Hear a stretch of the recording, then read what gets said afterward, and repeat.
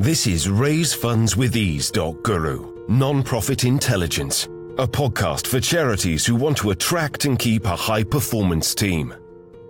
Time, knowledge and skills are the building blocks of a sustainable charity. We are Batch Group, developers of At Ease fund development software and author of From Chaos to Control.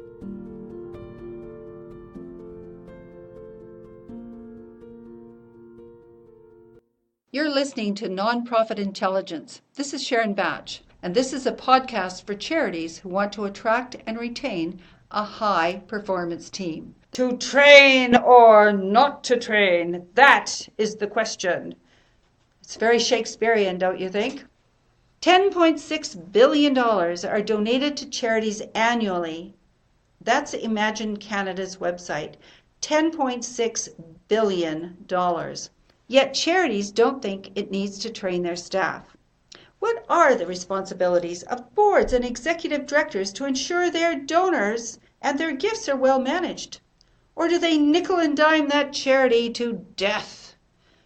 A charity's sustainability is funded through the relationships it has with its donors. So training is a very hot topic. Few dollars are provided for administrative costs, so training often takes a back seat. I can see training running along behind the car. It's in the dust, it's gone, it's disappeared, there's no training. So training's a cost. No, it's unskilled staff which are the cost. A cost to the success of your charity. So let's see how well training or no training works for charities and its implications. So why train? Well, the common answer is staff turnover. It's such a problem. Well, here's a question. Would you leave a job where you had limited skills, but expectations to perform were high? Most likely would be the answer. So that's just common sense, right? Point. Why train staff if they're only going to stay a few months?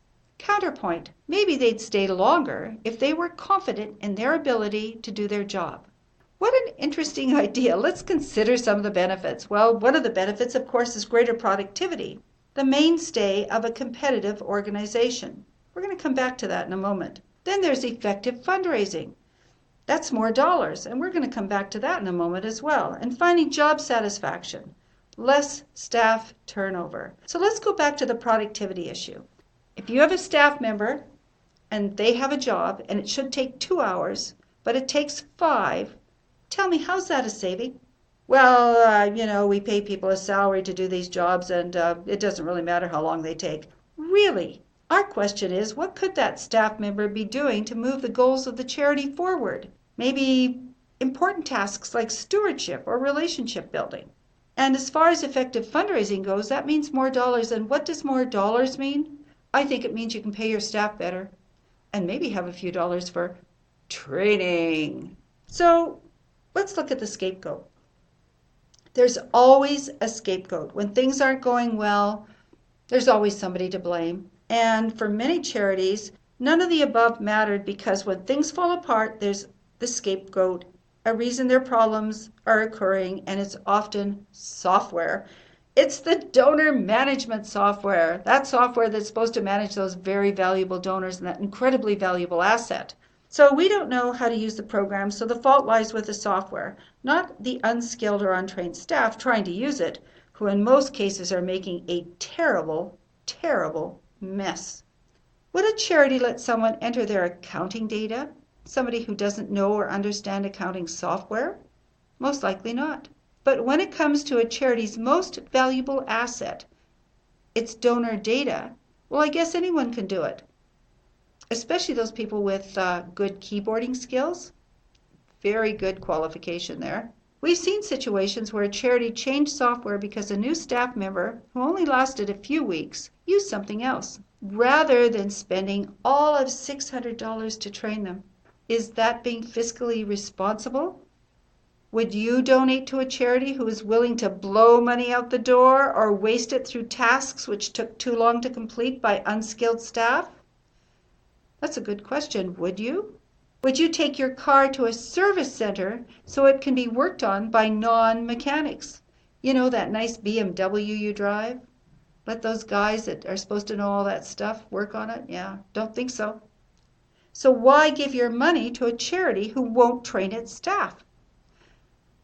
I think that money's being squandered. We asked 2 high-value donors that same question, and their answer was resoundingly no. We challenge charities to open the doors and let donors know the real story. The real story. It's nice to live in a beautiful house, pristine from the outside, looks perfect. But once you open the front door, it's a hoarder's delight. There's no order and chaos is everywhere. What we've seen has driven us to write a book. Imagine that, a techie writing a book. Now that's funny. From chaos to control, build a high-performance team using knowledge management. It can help. Training dollars do not need to be lost. They can provide the basis for in-house training when how-to instructions are captured. This needs to be a consistent practice employed by the charity to protect its most valuable asset and ensure staff have the tools they need to do their job. Want to chat further? Contact us. Want to chat further? Contact us at nonprofitintel@gmail.com. Thank you for listening, and we'd love to hear your stories. This has been a lot of fun. Thanks so much. You have been listening to NPI, Non-Profit Intelligence.